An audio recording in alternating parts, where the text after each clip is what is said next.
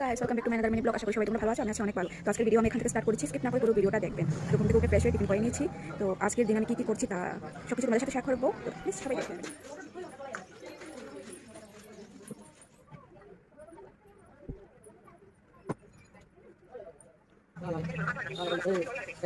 Valentine's day দিন সাজুগুজু করে ডিউটি চলে এসেছি, ঠিক আছে? কর্মজীবন প্রথম, তারপর সবকিছু ভ্যালেন্টাইন্স ডে সেলিব্রেট করতে। এই যে উনিও সাজুগুজু করে চলে এসেছেন। কিছু বলবেন আজকে দিনের জন্য? কেন তোমার অন্যের জন্য কিছু বলেন? ঠিক আছে, তো আমাদের সব স্পেশাল ডেগুলো এইভাবে যায়। তোমাদের কীভাবে গেলে একটু জানাবে। দেখুন কী করছেন আপনি? কই যেতাম, কই ঘুরিয়ে যেতাম কিনছেন বুড়া বসে একটা বয়ফ্রেন্ড রেডি করছি না জানি।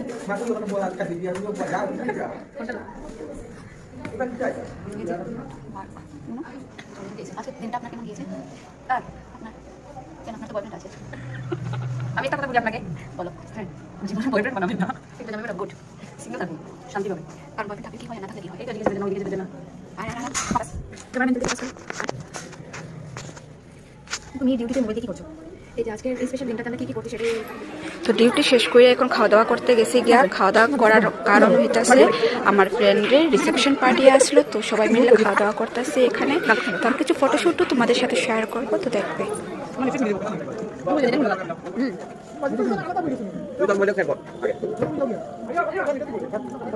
ও মাজিদ ভাই, মাজিদা আয় আয়, পেট ভরে আয়ো।